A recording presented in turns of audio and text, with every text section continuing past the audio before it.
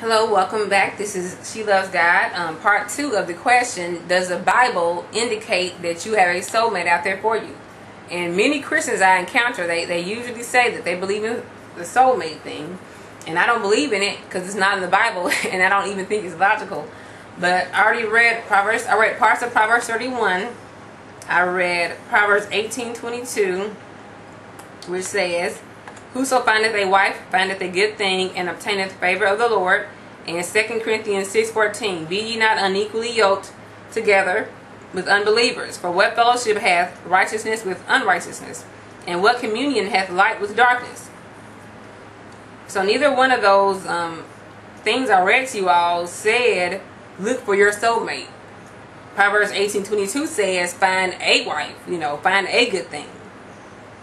2 Corinthians 6:14 just said, make sure, it gets in the way. It's kind of saying, make sure your spouse, not just your spouse, but also your friends and your acquaintances and your accomplices. But, I'm sorry, I didn't mean accomplices, I mean associates. It's just saying, it's saying just make sure you don't really, get together with people who are not believers. So I take that to also mean, to apply to matchmaking, I take that to mean, don't be unequally yoked together with an unbeliever. Don't date unbelievers. Don't marry unbelievers. And in Proverbs 31, verse 1 says, it was a prophecy that King Lemuel's mother gave him.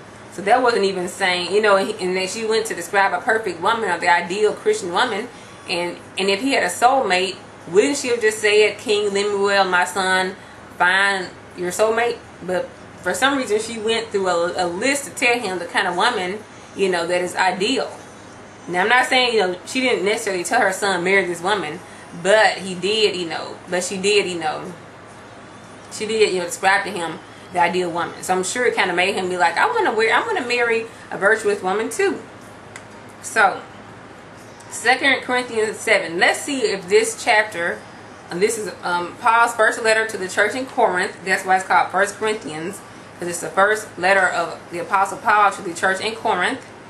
And let's see if this, I'm going to skip through here and see if any of these verses I read to you all, I'm going to see if it has any, is it hinting towards a soulmate. 1 Corinthians 7, verse 1. I'm not going to read the whole verse, I'm just going to read parts of the verse. Well, actually, I'm going to read the whole verse. Verse 1, "Now concerning the things whereof ye wrote unto me." So obviously they wrote him a letter asking him about something. And this is his reply answering them. "Now concerning the things whereof ye wrote unto me, it is good for a man not to touch a woman." Now if we all have a soulmate, why would Paul say it's good for you not to touch a woman? That's like him saying it's not good to touch your soulmate. He said it's good for you not to. But he said in verse 2, "Nevertheless, to avoid fornication, to avoid, promiscuity and premarital sex, let every man have his own wife, and let every woman have her own husband."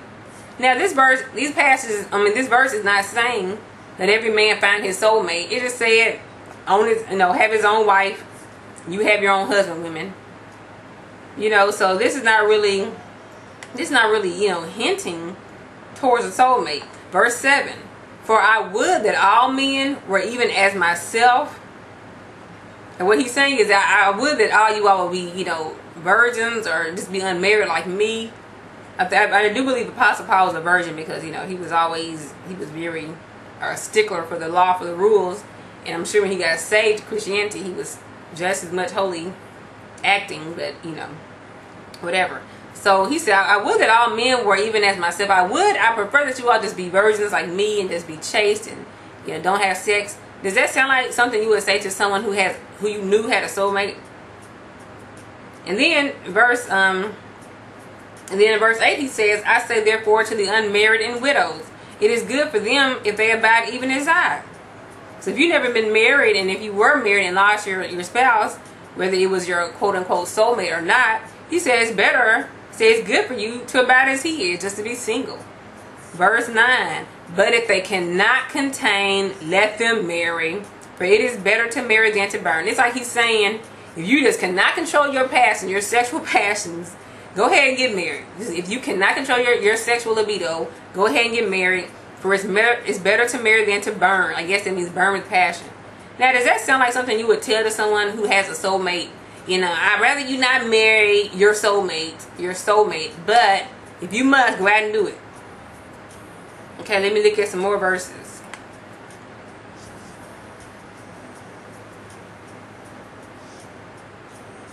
Okay. Okay, then also he talks about okay, here it goes in verse 27. Art thou bound unto a wife? Seek not to be loosed. Okay.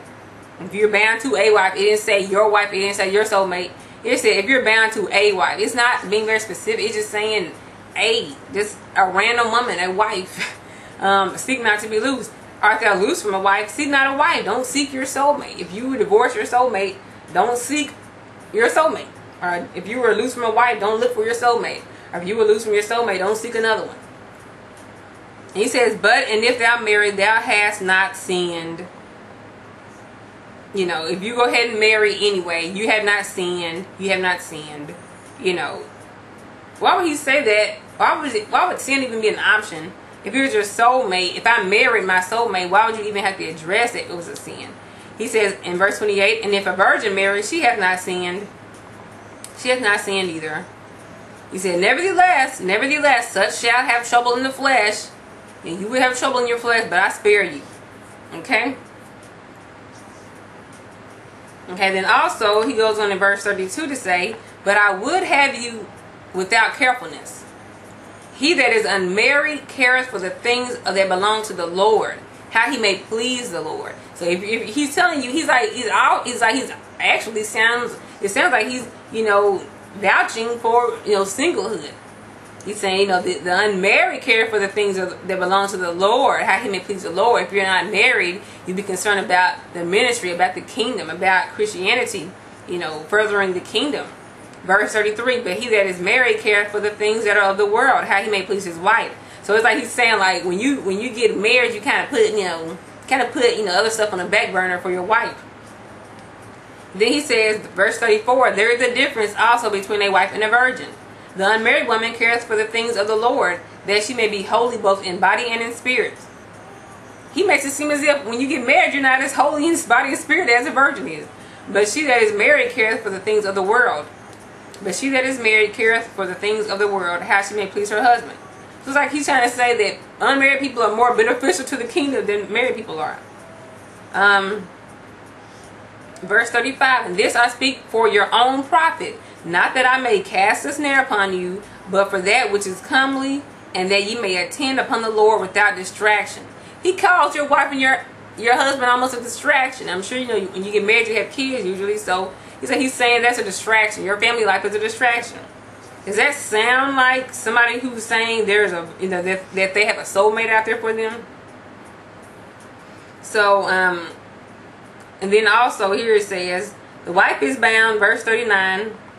The wife is bound by the law as long as her husband liveth. But if her husband be dead, she is at liberty to be married to whom she will, only in the Lord.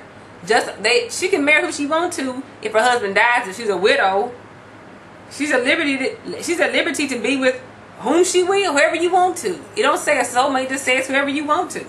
Only in the Lord, though. Like I said, do not be unequally yoked with unbelievers. So he said only in the Lord. Make sure the person, I believe this is what this is saying, she can marry whoever she wants as long as he's in the Lord. You can marry whoever you want as long as they're in the Lord. That's what I say. Well, of course there's other things you want to look for, but he's saying whoever she will, only in the Lord. And then he goes on to say in verse 40, but she is happier if she so abide after my judgment. And I think also that I have the Spirit of God. So it seems like he's saying, she'd be happier if she just, if she, be single like I am. That's my opinion, that's my judgment. And I think also that I have the Spirit of God. It's like he's saying, I think I have the Spirit of God, so I think that, my judgment is right about this. She can marry who she wants to, as long as he's a Christian, as long as he's in the Lord. But she'd be happier if she is single like me. So all those verses I read to you all, does any of those hint towards a soulmate? None of those verses point towards that. So do you still believe in this soulmate thing? Leave comments. Thank you. Bye-bye.